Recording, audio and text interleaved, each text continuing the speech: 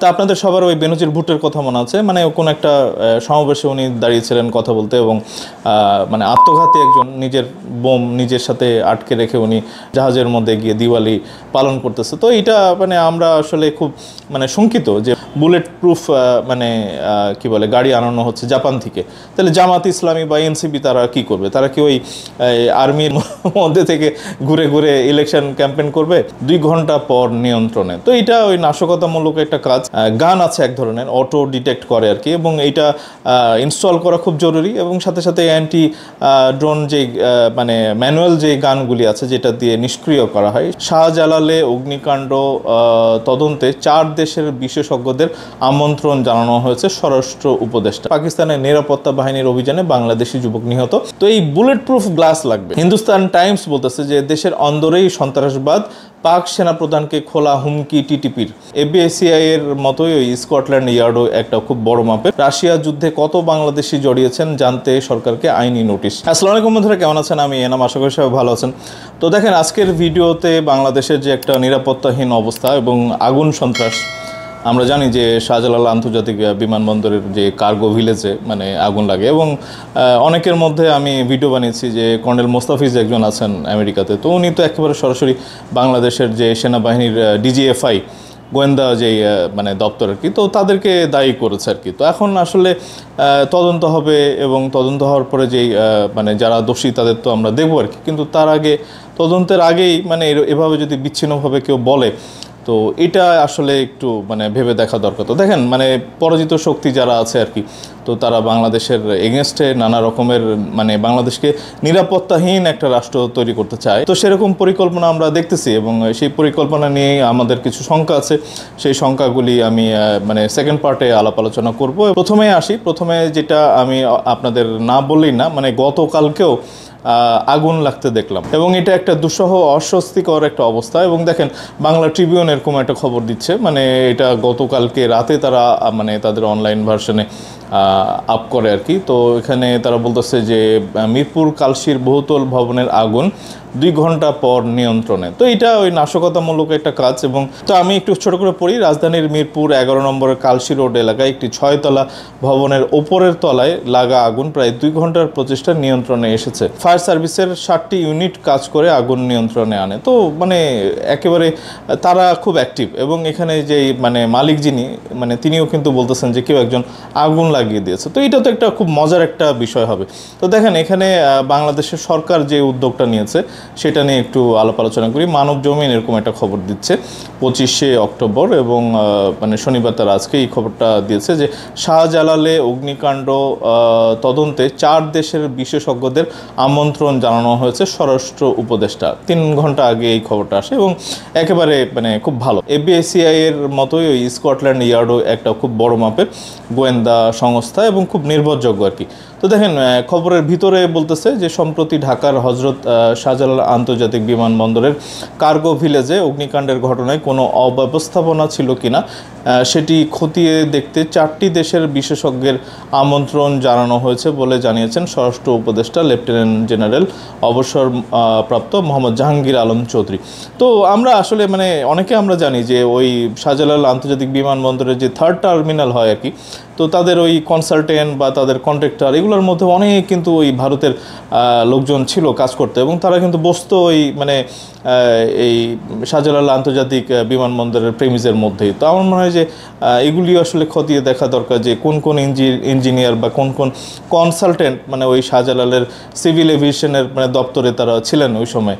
তো এটা আমি আমার একটা অভিজ্ঞতা শেয়ার করলাম আপনাদেরকে। স্কটল্যান্ড বা ইংল্যান্ড যাই হোক, মানে তারা যদি আসে, মানে তাদের যথেষ্ট আধুনিক যন্ত্রপাতি এবং ডিভাইস এগুলি আছে আমরা জানি। এবং বারবার একটা প্রসঙ্গ আসে যে মানে সম্ভবত একটা গেট আটকে রাখা হয়, এবং প্রায় অনেকক্ষণ ধরে মানে ফায়ার ব্রিগেডের গাড়িগুলি তারা ওখানে আটকে বসেছিল। এবং তো আমাদের যে বাণিজ্য উপদেষ্টা উনিও ওই শাহজালাল মানে আন্তর্জাতিক বিমানবন্দরের দায়িত্বে আছেন আর কি। তো উনিও বক্তৃতার মধ্যে সিভিল এভিয়েশনের কর্তৃপক্ষের রেফারেন্স টেনে বলতেছিলেন যে মানে কোনো ফায়ার ব্রিগেডের কোনো গাড়ি আটকে রাখা হয়নি, বরং বলা হচ্ছিল যে 30 সেকেন্ডের মধ্যে ফায়ার ব্রিগেডের গাড়িগুলি ওখানে পৌঁছে যায় এবং হিট করে মানে ওয়াটারকে। তো আমাদের মানে নানা রকমের রেফারেন্স এবং ভিডিওতে আমরা দেখছি যে না, ওখানে একটা গেটে অনেকগুলি গাড়ি ওখানে আটকে ছিল এবং নিরাপত্তার কারণ দেখিয়ে ঢুকতে দেওয়া হয়নি, এবং এটা বলা হচ্ছে যে এটার নাকি ডিজিএফআই এর কানেকশনের মানে কারণে তারা ওই আটকে রেখেছিল আর কি। তো এগুলি তদন্ত হবে, মানে এখনও ওই মানে 5ই আগস্টের 2024-এর 5ই আগস্টের পরে এখনও কেন ডিজিএফআই বাংলাদেশের বিরুদ্ধে অবস্থান নেবে, তো এটা নিয়েও আমি ভিডিও বানিয়েছি, আপনারা দেখবেন। তো এইখানে তারা সবাই বাংলাদেশি এবং রিসেন্টলি যে 15 মানে সেনা কর্মকর্তাদেরকে আমরা মানে ট্রাইব্যুনালে হাজির দেখেছি। তো এরপরে তো আসলে সন্দেহ কারো থাকা উচিত না যে দেশপ্রেমিক সেনাবাহিনী বা দেশপ্রেমিক ডিজিএফআই মানে অন্য দেশের পক্ষে যে কাজ করবে, এটা আমাদের বিশ্বাস হয় না। তো দেখেন আরও কিছু খবর আছে যেগুলি আপনাদেরকে অবশ্যই শেয়ার করতে চাই। সেটা হচ্ছে যে বাংলাদেশের রাজনীতিবিদরা মানে ওই ইলেকশন আসতেছে, তারা তো ঘোরাফেরা করবে। মানে আমরা বারবার একটা ভিডিও দেখেছি যে তারেক রহমান এবং বেগম খালেদা জিয়ার জন্য বুলেট প্রুফ মানে কি বলে গাড়ি আনানো হচ্ছে জাপান থেকে। তাহলে জামাত ইসলামী বা এনসিপি তারা কি করবে? তারা কি ওই আর্মির মধ্যে থেকে ঘুরে ঘুরে ইলেকশন ক্যাম্পেইন করবে? মানে আমরাও কিন্তু ওইরকম একটা নিরাপত্তার চাদর দেখতে চাই। মানে জামাত ইসলামী তারা কথায় কথা বলেন যে তারা ইলেকশনে জিতলে দেশের বাইরে মানে ট্রিটমেন্ট করতে যাবেন না। তো এরকম যদি গলাবাজি করে আপনারা মানে জামা গায়ে দিয়ে মানে গেঞ্জি গায়ে দিয়ে যদি এরকম ইলেকশন ক্যাম্পেইন করেন, এটা আমরা চাই না। এনসিপি, জামাত ইসলামী এবং বাংলাদেশ জাতীয়তাবাদী দল বিএনপি মানে তারা বাংলাদেশের একেবারে সবাই গণতন্ত্র মনা এবং বাংলাদেশের সবাই মানে খুব প্রিয় সবার রাজনৈতিক দল। তো আমরা চাই না যে এই দলটা আবার বাংলাদেশের মানে যে কেউ মানে এই দলগুলি আবার আক্রান্ত হোক। তো দেখেন এখন প্রয়োজন যেটা সেটা হচ্ছে যে এই রাজনৈতিক দলগুলো আবার মানে আক্রান্ত হতে পারে, আমাদের শঙ্কা আছে।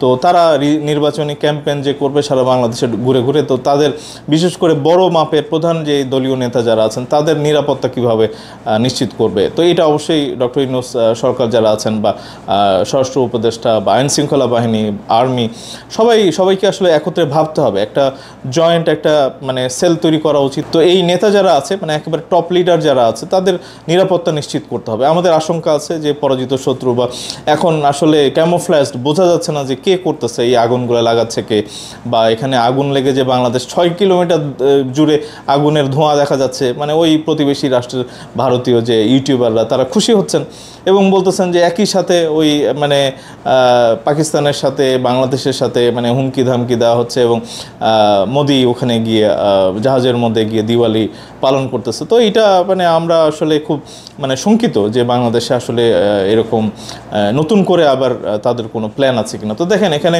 আপনাদেরকে একটা ছবি দেখাই যে দ্য ডিফারেন্স ইজ ক্লিয়ার। মানে এই ছবির মধ্যে দেখানো হচ্ছে যে কংগ্রেসের মনমোহন সিং উনি যখন ভাষণ দিচ্ছিলেন তখন বুলেট প্রুফ গ্লাসের মধ্যে থেকে উনি ভাষণ দিচ্ছিলেন, বাট নরেন্দ্র মোদী যখন উনি ইন্ডিপেন্ডেন্স ডে এর মধ্যে যখন ভাষণ দিচ্ছিলেন তখন ওই তার আর ওই বুলেট প্রুফ গ্লাস লাগে নাই। তো এই বুলেট প্রুফ গ্লাস লাগবে। রাজনৈতিক দলের নেতারা যেই গাড়ির মানে গ্লাস বের করে আপনারা ভাষণ দেন না কেন, আপনাদের নিশ্চিত রাখতে হবে যে সেই গাড়িটা বুলেট প্রুফ এবং আপনারা এই বুলেট প্রুফ গ্লাসের মধ্যে থেকে আপনারা ভাষণ দিবেন। তা আপনাদের সবার ওই বেনজির ভুট্টোর কথা মনে আছে, মানে কোনো একটা সমাবেশে উনি দাঁড়িয়েছিলেন কথা বলতে এবং মানে আত্মঘাতী একজন নিজের বোম নিজের সাথে আটকে রেখে উনি নিজেকে শহীদ করেছেন এবং ওই বেনজির ভুট্টোকে কিন্তু উড়াই দিয়েছিলেন। তো আমার মনে হয় যে সেরকম যেন না ঘটে, সেটার জন্য যেটা করণীয় সেটা হচ্ছে যে দেখেন এটা যে কেন ভাবতেছি এটা নিয়ে আমি একটু পরে আলাপ আলোচনা করতেছি। তো বেনজির ভুট্টোর ওই কেস যেন বাংলাদেশে আবার না হয়, তো শত্রুরা কিন্তু খুব সজাগ এবং তারা চেষ্টা করবে যে এরকম কিছু ঘটনা ঘটিয়ে দেওয়া এবং ঘটিয়ে দিয়ে একজন আরেকজনের মধ্যে মারামারি যুদ্ধ লাগিয়ে দেওয়া। তো এটা যেন বাংলাদেশে না হয় সেটার ব্যাপারে সজাগ থাকতে হবে। এবং শুধু এই বুলেট প্রুফ গ্লাস না, বাংলাদেশে যে রাজনীতিবিদ যারা বড় নেতা আছেন মানে ওই জামাতের আমির, তারপরে এনসিপির মানে নাহিদ, তারপরে তারেক রহমান যে বাসায় উঠবেন বা বেগম খালেদা জি যেখানে আছেন, তো এগুলি সবাই অ্যান্টি ড্রোন মানে গান আছে এক ধরনের, অটো ডিটেক্ট করে আর কি, এবং এইটা ইনস্টল করা খুব জরুরি। এবং সাথে সাথে অ্যান্টি ড্রোন যে মানে ম্যানুয়াল যে গানগুলি আছে যেটা দিয়ে নিষ্ক্রিয় করা হয় সেটাও কিন্তু রাখা উচিত। আমি বন্ধুরা গতকালকেও আমি ভিডিও বানিয়েছি যে 3 স্তরের আকাশ প্রতিরক্ষা মানে সিস্টেম। তো এগুলি আসলে চুক্তিটা অনেকে জিজ্ঞেস করেছেন চুক্তি হয়েছে কিনা, মানে সরকার তো আসলে চুক্তি গোপনে করে, এগুলি প্রকাশ করে না আর কি যে কোন দেশের সাথে। বাট আমরা দেখছি যে ট্যারিফ নিয়ে চুক্তি হয়েছিল, সেটা ঘোষণা করেই দেওয়া হয়েছিল। বাট কোন দেশের সাথে কোন মানে অস্ত্র কিনবে এটার জন্য কখন চুক্তি হচ্ছে এটা নিয়ে কিন্তু কখনো নিউজ হয় না। বাট 3 স্তরের যে আমরা মানে 3 লেয়ারের যে একটা ঢাল হিসাবে আমরা আকাশ প্রতিরক্ষা সিস্টেম আমি বলেছি আমার ভিডিওতে, চাইনিজ FM-90 দিয়ে আমরা মানে একেবারে শর্ট রেঞ্জের একটা অলরেডি আমাদের আছে, ইনস্টলেশন করা আছে। এবং তারপরের যে স্তরগুলি মিড রেঞ্জ এবং লং রেঞ্জের, এটা নিয়ে তুরস্কের সাথে কথা হচ্ছে। তো আমাদের দাবি যে তুরস্কের সাথে যেই হিসারো প্লাস এবং সিপার বা সাইপার এই অ্যান্টি এয়ার ডিফেন্স সিস্টেম এগুলি যে চুক্তির কথা হচ্ছে, এইটা যদি না হয়ে থাকে দ্রুত এই চুক্তিগুলি সম্পাদন করা এবং এই সিস্টেমগুলি ইলেকশনের আগে এনে মানে এই গুরুত্বপূর্ণ যে স্থাপনা যেগুলো আছে সেগুলির মধ্যে ওই গুরুত্বপূর্ণ যে নেতা যারা আছেন তাদের বাসভবন এবং কার্যালয়, তো এইগুলি নিরাপত্তার চাদরে ঢেকে ফেলাটা খুব জরুরি। এবং আমার মনে হয় যে বাংলাদেশের সম্পদ তারা, তো বাংলাদেশে যারা এখন রাজনীতি করতেছেন নিরাপত্তা তাদের দেওয়াটা নিশ্চিত করাটা আমাদের খুবই জরুরি। এবং আমার মনে হয় যে তারা বাংলাদেশের অ্যাসেট, এবং এই বিষয়ে কিন্তু আমাদের কোনো মতভেদ নাই এবং মত পার্থক্য নাই। তো দেখেন এখানে জাগো নিউজ এরকম একটা নিউজ করেছে যে রাশিয়া যুদ্ধে কত বাংলাদেশি জড়িয়েছেন জানতে সরকারকে আইনি নোটিশ। এটা মানে 19 অক্টোবর দেওয়া হচ্ছে। প্রচুর বাংলাদেশি ওখানে রাশিয়াতে যুদ্ধ করতেছে এবং তারা সব গেরিলা ফাইটার, মানে তারা জানে যে কিভাবে কোন মানে মাইন কিভাবে অ্যাভয়েড করতে হয়, কিভাবে ড্রোনটাকে নিউট্রালাইজ করতে হয়, এবং তারা ওয়েল ট্রেন। তো এদের মধ্যে কিন্তু অনেকে আবার ওই পরাজিত শক্তি বা আওয়ামী লীগের লোকজন আছে। তা আমার কথা হলো যে এই যে ওয়েল ট্রেন, মানে যুদ্ধ এক সময় শেষ হবে এবং তারা হয়তো রাশিয়াতে থাকবে, বা তারা এই ওয়েল ট্রেন যারা আছেন তাদেরকে নিয়ে আবার যদি একটা বড় পরিকল্পনা করা হয়, তো এটা কি আবার একটা মাস্টার প্ল্যান। দেখেন এখানে মানে আরও নিউজ আছে, সেটা হচ্ছে যে ভয়াবহ পরিস্থিতি পাকিস্তানে, টিটিপি এর হামলায় প্রাণ হারালেন 12 জন পাক সেনা।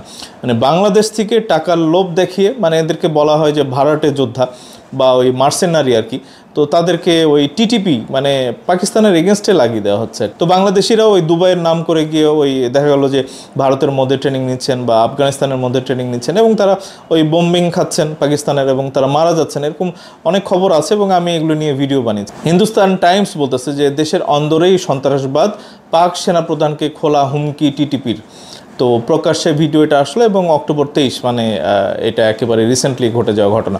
এবং রাইজিং বিডি বলতেছে যে পাকিস্তানের নিরাপত্তা বাহিনীর অভিযানে বাংলাদেশি যুবক নিহত, এটাও ওই সেপ্টেম্বরের ঘটনা। তো এই যে গেরিলা তৈরি করা হচ্ছে, তো ভবিষ্যতে কি আবার এদেরকে ব্যবহার করা হবে কিনা বাংলাদেশের উদ্দেশ্যে আর কি, মানে বাংলাদেশের অভ্যন্তরে কি বলে একটা গৃহযুদ্ধ লাগিয়ে দেওয়ার জন্য আবার এদেরকে টাকা দিয়ে ভাড়াটিয়া হিসাবে ভাড়া করে বাংলাদেশের অভ্যন্তরে আবার ব্যবহার করা হয় কিনা, এটা হচ্ছে যে আমাদের শঙ্কা, আমজনতার শঙ্কা। এবং এখানে মানে সরকারের উদ্যোগ নেওয়া উচিত। মানে এই মুহূর্তে আসলে করণীয় এটাই যে যারা মানে টাকার লোভে ওই টিটিপিতে যাচ্ছে বা রাশিয়ার যুদ্ধে যাচ্ছে, তো তাদেরকে ফেরত আনা, এটার জন্য ওই রাশিয়ার সাথে কথা বলা, বা এখানে তারা কোন রুটে যাচ্ছে বা কারা তাদেরকে হায়ার করতেছে, এগুলিও তদন্ত করে আসলে এটা যদি প্রতিবেশী রাষ্ট্রের কোনো ইন্টেলিজেন্স করে থাকে বা তাদের সরকার করে থাকে, অবশ্যই এটার একটা কড়া জবাব দিতে হবে। এবং বাংলাদেশের ফিউচারটাকে যেন নিরাপদ রাখা যায় সেটার জন্য এই গেরিলা ফাইটার যারা রিক্রুট করতেছে বা যুদ্ধে পাঠাচ্ছে সেই পাকিস্তানের বিরুদ্ধে বা ওখানে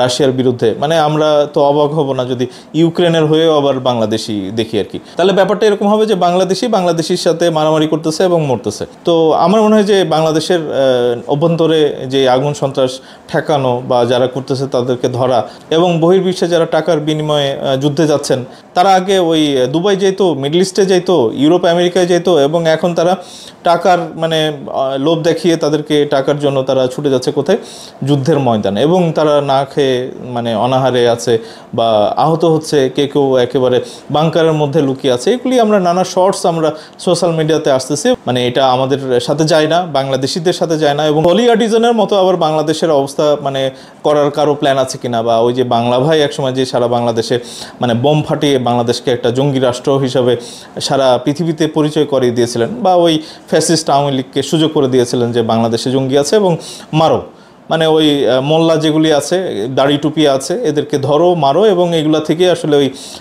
শাপলার যে ম্যাসেকার, এগুলি শাপলা চত্বরের এটা হয়েছিল আর কি। তো বন্ধুরা, এখনকার মতো এটুকুই। যারা আমার চ্যানেলে নতুন আছেন অবশ্যই চ্যানেলটা সাবস্ক্রাইব করে দেবেন, যারা আমার ভিডিওটা দেখতেছেন অবশ্যই ভিডিওটা শেয়ার করে দেবেন, লাইক করবেন, কমেন্ট করবেন, এবং আপনাদের সকলের মূল্যবান মতামত অবশ্যই কমেন্ট সেকশনে চাই। এবং বিদায়ের আগে অবশ্যই সবাইকে ধন্যবাদ জানাবো, এবং সবার জন্য দোয়া, সবার জন্য মঙ্গল কামনা করতেছি, এবং সবাই ভালো থাকেন, সুস্থ থাকেন এবং নিরাপদে থাকেন। তো খুব তাড়াতাড়ি দেখা হচ্ছে বন্ধুরা। ধন্যবাদ সবাইকে। আসসালামু আলাইকুম।